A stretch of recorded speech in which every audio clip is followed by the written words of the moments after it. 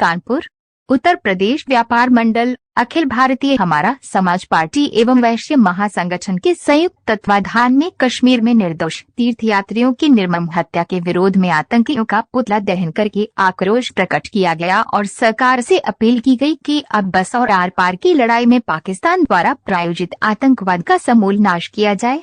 जनता की मांग है कि अब पाकिस्तान के साथ कोई क्रिकेट मैच न हो और इनके साथ सारे कूटनीतिक राजनयिक संबंध खत्म हो। कार्यक्रम संयोजक सिद्धार्थ काशीवार ने कहा कि ये काल शौक का नहीं है अपितु घोर आक्रोश का है और हमारा उद्देश्य एक ही है कि सरकार को आमजन की भावना पहुंच जाए कि सरकार अब सख्त और निर्मम कार्यवाही करे।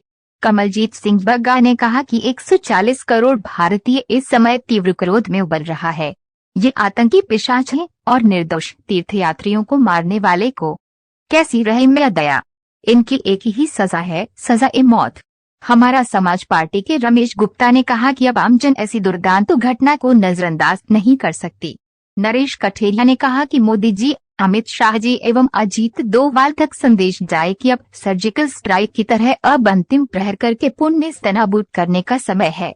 संचालन राम शंकर वर्मा ने किया। इस अवसर पर व्यापार मंडल से सिद्धार्थ काशीवार, कमलजीत सिंह बग्गा, नरेश कठेरिया, आनंद गुप्ता, अजय प्रकाश तिवारी, अनूप सिंह भदौरिया, राम शंकर वर्मा, कानपुर नगर अध्यक्ष मनोज गुप्ता, कानपुर ग्रामीण अध्यक्ष महेंद्र शर्मा, सुमित कुमार सिद्धार्थ, अंकुर गुप्ता, अच्छे नवाब, मुकुल साहू, गुरुवार नारायण गुप्ता, राजा श्रीवास्तव, रामजी सोनी, पवन ठाकुर भवन, शिवम गुप्ता, अखिल भारतीय हमारा समाज पार्टी से अखिल भारतीय हमारा समाज पार्टी के रमेश चंद्र गुप्ता, राष्ट्रीय उपाध्यक्ष शैलेंद्र गुप्ता, प्रदेश अध्यक्ष महेश गुप्ता, प्रदेश वरिष्ठ उपाध्यक्ष नीरज वैश्य, अधिवक्ता संजीव गुप्ता, सुनील गुप्ता, अतुल सिंह, वेद पांडे, विशाल चतुर्वेदी, सोनू गुप्ता उर्फ मनोज, राष्ट्रीय महामंत्री भारतीय बौद्ध संघ आदि भारी संख्या में जनमानस उपस्थित।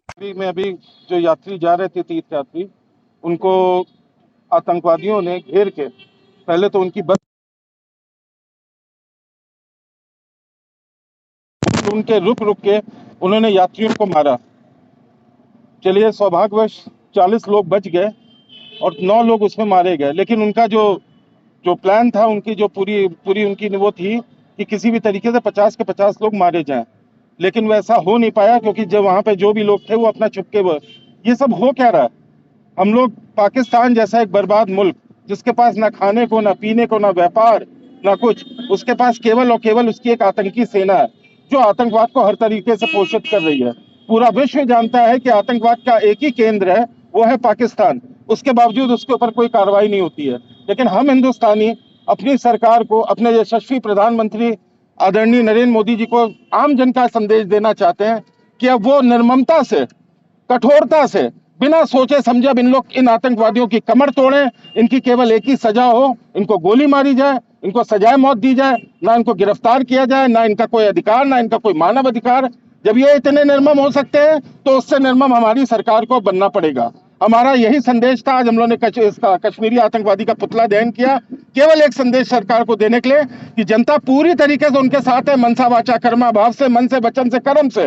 मोदी जी आप आगे बढ़ के इनको, इन राक्षसों को, इन पिशाचों को आप सबक सिखाइए। बस अब हम लोग को और कुछ नहीं चाहिए, ना हमें कैंडल मार्च करना, ना हमें कोई शोक सभा करनी है। शोक सभा ये सब अब समय हम लोग के बीत चुके हैं। को पता है 6 जून में एक आतंकवादी हमला हुआ माँ वैष्णो के श्रद्धालुओं पर।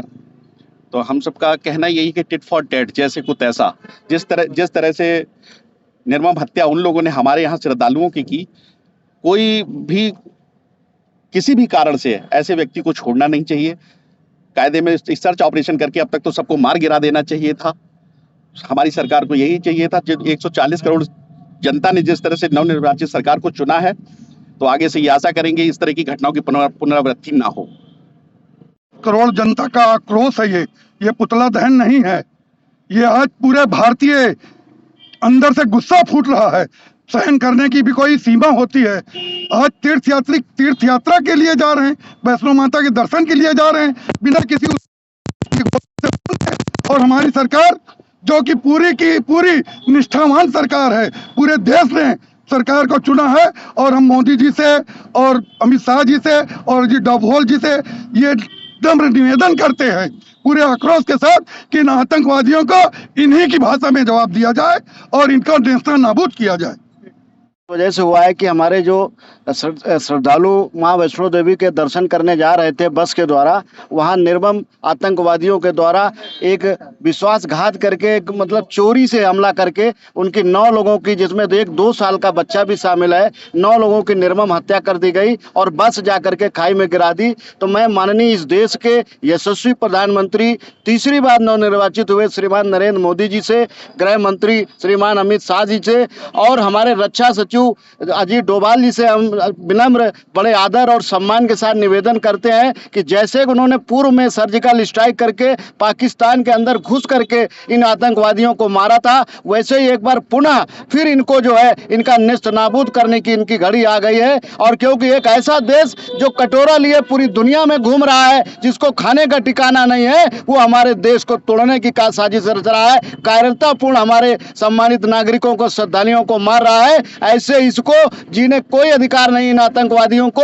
इनको नेस्तनाबूद करने के लिए माननीय प्रधानमंत्री से हम बिना अनुरोध पुनः करते हैं कि इनको नेस्तनाबूद करने का काम करें, गोली का जवाब गोली से दिया जाए।